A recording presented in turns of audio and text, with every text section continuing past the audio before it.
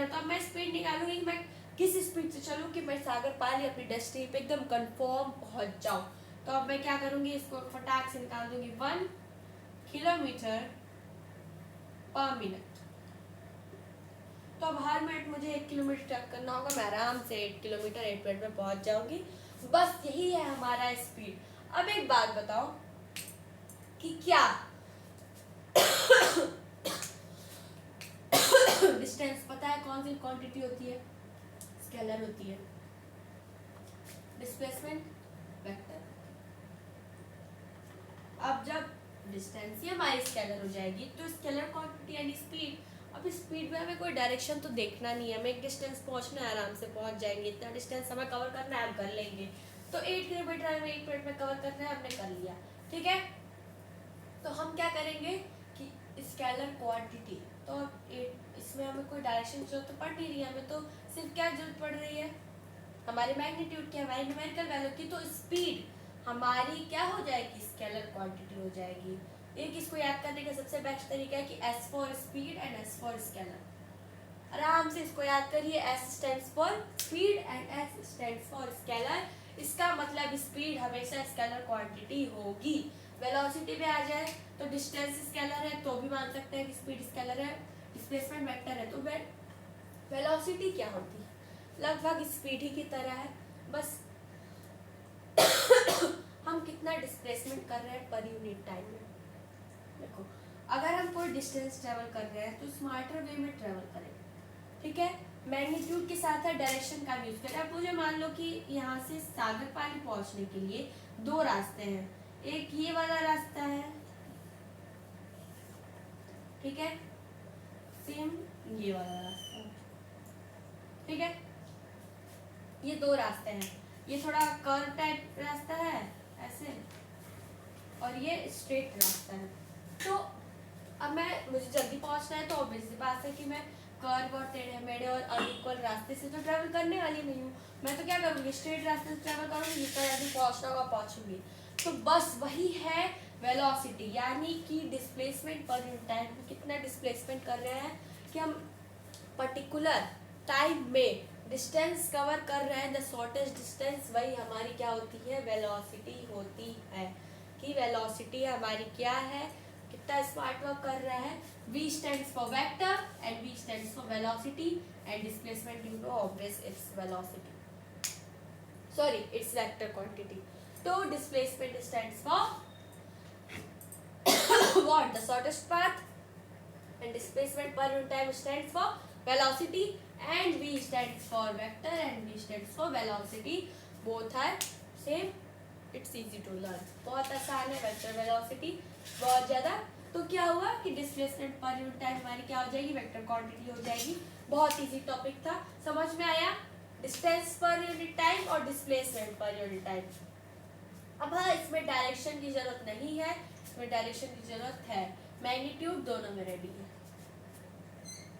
अब हम समझते हैं कि कैसे स्पीड एंड वेलोसिटी को एवरेज वेलोसिटी और एवरेज स्पीड हम लोगों को कैलकुलेट करना पड़ता है। ठीक है, कैसे हमें एवरेज स्पीड और एवरेज वेलोसिटी कैलकुलेट करनी चाहिए। अब एक वो लेते हैं चार्ट हमारा आगे, यूनिफॉर्म एंड नॉन यूनिफॉर्म का। छोटी छोटी चीजें अगर बेसिक कॉन्सेप्ट्स क्लियर रहेंगे माइंड में बिना रटे हुए तो कोई आगे प्रॉब्लम नहीं होने वाली है। तो यूनिफॉर्म एंड नॉन यूनिफॉर्म, अब मान लो कि अगर कुछ स्केलर, मान लो स्पीड ही ले लेते हैं, वेलोसिटी ले लेते हैं, ठीक है। अब अगर स्पीड को हम ट्रैवल कर रहे हैं, एक यूनिफॉर्म वे में ट्रैवल करोगे, ठीक है, तो तुम डिस्टेंस अपॉन टाइम लोगे, क्योंकि हर एक पॉइंट पे तुम्हारी स्पीड क्या होगी, तुम इतने डिस्टेंस को एक स्पेसिफिक टाइम में ही कवर करोगे, ठीक है, इक्वल डिस्टेंस को इक्वल टाइम में कवर करोगे, तो वो तुम्हारी स्पीड क्या होगी, कांस्टेंट होगी, यूनिफॉर्म होगी। बट उसी की जगह अगर तुम जो है इसको बदलना शुरू कर दोगे, इसको डिफ्रेंशिएट करना शुरू कर दोगे, पहले 5 मीटर 5 सेकेंड में, अगले 5 मीटर 10 सेकेंड में, बदल गया। अगले 5 मीटर 10 सेकेंड डिफरेंट हो गया। तो अब यहाँ पे तुम्हें किस चीज की जरूरत पड़ने वाली है? अब तुम्हें एक ऐसा निकालना होगा कि हाँ ये नियरेस्ट इसके एवरेज इसके आ रही है, तो बस यहीं पे इसी पॉइंट पे यूनिफॉर्म मोशन करते हुए स्केलर जो होती है स्पीड जो होती है वो तुम्हारी सिर्फ स्पीड का कैलकुलेशन करना पड़ता है डिस्टेंस अपॉन टाइम से, और वही अगर नॉन यूनिफॉर्म हो जाता है तो एवरेज निकालना पड़ता है, यानी एक अप्रॉक्स की हाँ इस पे ये इक्वल में डिवाइड किया जा सकता है। ऐसे इसका डिस्टेंस पर यूनिट टाइम चल रहा था, तो उसी के लिए हमें निकालना पड़ता है total distance upon total time, average speed का formula total distance upon total time. अब टोटल डिस्टेंस हमें कितना लगा है 15 मीटर्स, टोटल टाइम कितना लगा है 25 सेकेंड्स। तो तुम्हारी क्या होगी 5 से 3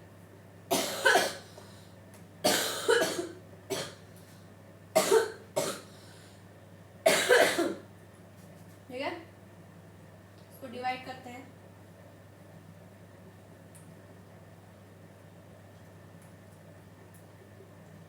जीरो 0.6 मीटर पर second is your average speed for this non uniform motion.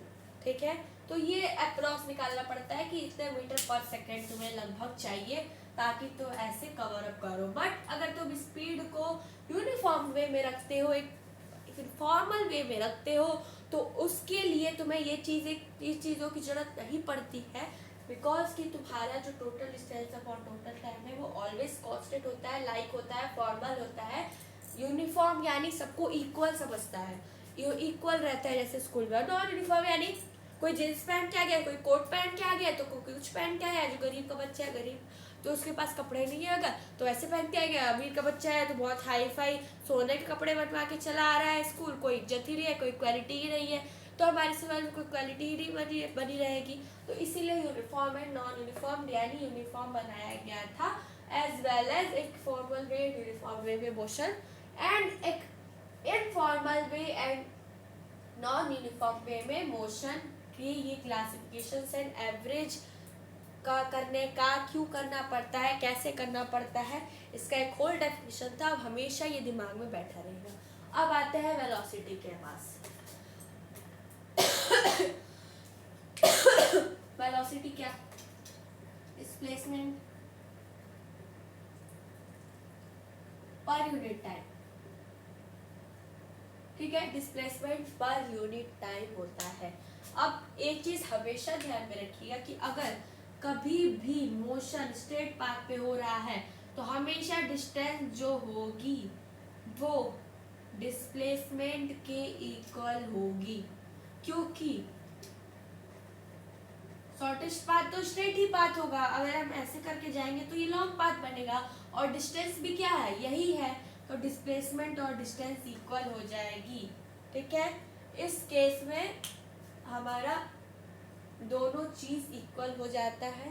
ठीक है, स्पीड भी स्पीड भी इक्वल हो जाता है और वेलोसिटी भी इक्वल हो जाता है, क्योंकि टाइम तो टोटल एक ही हुआ, बस डिस्टेंस और डिस्प्लेसमेंट का अंतर होता है स्पीड एंड वेलोसिटी में।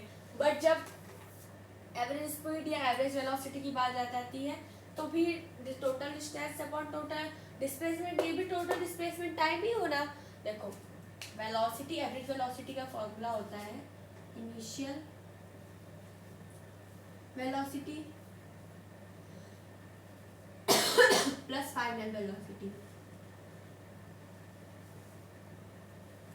अपॉन में एवरेज।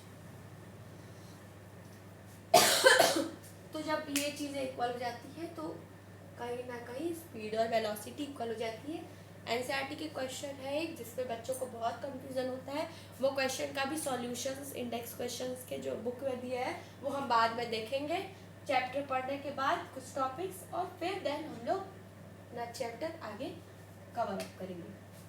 तो यही एवरेज वेलोसिटी की बात करते हैं हम लोग जहाँ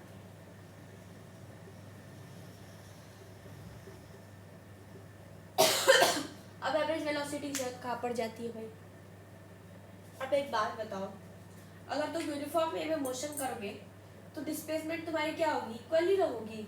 अगर तुम 5 मीटर डिस्प्लेसमेंट करते हो 5 ही सेकंड में और फिर नेक्स्ट भी उतने में ही करते हो सेम, फिर सेम, तो सेम होते जा रहा है। 15 वालों बहुत देर से 5 एग्जाम्पल ले रहा हूँ, तो सेम होते जा रहा है। तो सेम होगा तो भाई तुम्हारे डिस्प्लेसमेंट टाइम दोनों इक्वल ही होने वाले हैं, ठीक है। बट अगर उसी जगह पे तुम नॉन यूनिफॉर्म करने लगो, नॉन यूनिफॉर्म शुरू करो, तो नॉन यूनिफॉर्म जब करोगे तब तुम्हें एक एवरेज की जरूरत पड़ेगी, अप्रॉक्स की जरूरत पड़ेगी। हाँ भाई ये तो ऐसे कर रहा था, बट पर मीटर सेकंड में उसको टोटल डिवाइड तो करना पड़ेगा इक्वल निकालने के लिए कि हाँ भाई इतना अप्रॉक्स ये ऐसे चल रहा था, तो इसीलिए टोटल डिस्टेंस इसकी पड़ती है। तो फाइनल वेलोसिटी प्लस इनिशियल की जरूरत पड़ती है। तो मान लो कि पहले 15 मिनट से इसका चल रहा था, फिर 25 हो गया, ठीक है, टाइमिंग उतना ही है। तो हम क्या करेंगे, इनिशियल वेलोसिटी, इनिशियल कितनी थी 15 मीटर, फाइनल कितनी है 25 मीटर, टोटल डिस्टेंस 30, ठीक है। 25 और 15 कितना हुआ 40 upon 30 is equal to 4/3। Calculate करते हैं।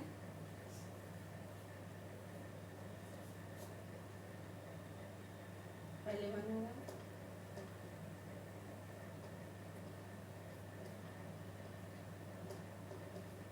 ओके, तो ये 1.3 बार टाइप में आएगा। अप्रॉक्स इसको ले लो 1.3 मीटर पर सेकेंड, ठीक है, वेलोसिटी इसकी होगी। और हमेशा यूनिट का ध्यान रखना है। यूनिट कैसे निकालना है, बहुत आसान है। डिस्टेंस की यूनिट क्या होगी मीटर, ऐसा यूनिट। टाइम की क्या होगी सेकेंड, डिस्प्लेसमेंट की क्या होगी मीटर, टाइम की क्या होगी सेकेंड। तो मीटर पर सेकेंड, मीटर पर सेकेंड, बहुत आसान है। बस ये जो साइन लगा है साइन लगा दो, ऊपर जिसकी ऐसा यूनिट होगी उसकी ऐसा यूनिट, नीचे जिसकी होगी उसकी, ऊपर जिसकी होगी उसकी, नीचे जिसकी होगी उसकी, बस बहुत आसान होता है। ऐसा यूनिट में जैसे उसका यूनिट लगाना पीछे का गलत हो जाएगा, ऐसा कुछ हार्ड नहीं होता है, बस ऊपर नीचे जो दिया हुआ है। तो ये समझ में आया। तो वेलोसिटी में नॉन यूनिफॉर्म कर दोगे तो एवरेज निकालना पड़ेगा, स्पीड या वेलोसिटी में यूनिफॉर्म में रहोगे तो एवरेज नहीं निकालना पड़ेगा नॉर्मल फार्मूला से। इसीलिए हमें एवरेज या नॉन एवरेज ये देखना पड़ता है। बहुत आसान था। नेक्स्ट टॉपिक की तरफ बढ़ते हैं। उम्मीद है आपको ये समझ में आया होगा। कोई जल्दीबाजी नहीं करनी है, लॉन्ग वीडियो होता है, बट एक चीज की गारंटी जरूर है कि थोड़ी सी लॉन्ग वीडियो होगी भी तो लास्ट में आपको सब कुछ एकदम क्रिस्टल क्लियर होगा कि ऐसा क्यों है। क्वेश्चन दिमाग में नहीं आता कि ऐसा क्यों होना चाहिए और ऐसा क्यों नहीं होना चाहिए। तो एक एक पॉइंट को समझना बहुत जरूरी है। हर एक पॉइंट को समझने के बाद हर चीज एकदम क्रिस्टल क्लियर हो जाएगी। बस अब एक इम्पॉर्टेंट चीज जो मैं बताऊं कि अगर एसआई यूनिट मीटर पर सेकेंड है उसको कन्वर्ट करना है किलोमीटर पर सेकेंड में, चाहे किलोमीटर पर आवर में, ठीक है। किलोमीटर पर सेकेंड ले लो, किलोमीटर पर आवर ले लो,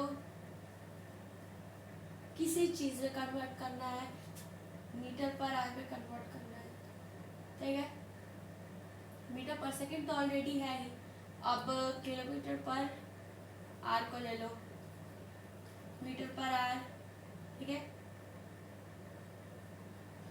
नेक्स्ट क्या हो जाएगा मीटर पर सेकेंड, नेक्स्ट क्या हो जाएगा मीटर पर आवर, मीटर पर सेकेंड, किलोमीटर पर सेकेंड, ठीक है। तो इसमें बहुत ज़्यादा ऐसे कोई ट्रिक वगैरह नहीं होती कि नहीं भाई 5/80 है इसको याद रखना है, नहीं। अगर आप मेन मोटिव को, मेन चीज़ को समझ लेंगे, किसी भी ट्रिक की आपको कोई ज़रूरत नहीं पड़ने वाली है। किसी भी ट्रिक की बहुत आसानी से सब कुछ निकल जाएगा। अब इसको वापस इधर लिख लेते हैं।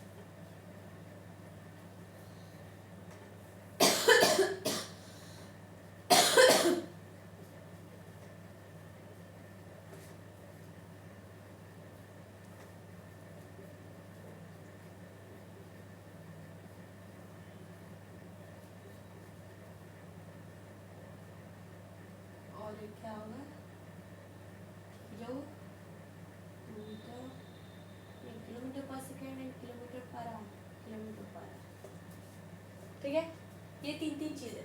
अब किलोमीटर पर आवर जो होता है, तो अब एक सबसे इजीएस्ट नंबर लेते हैं अपना 100 से सबको देखते हैं, ठीक है। 100 किलोमीटर पर आवर की स्पीड से चल रहा है कोई,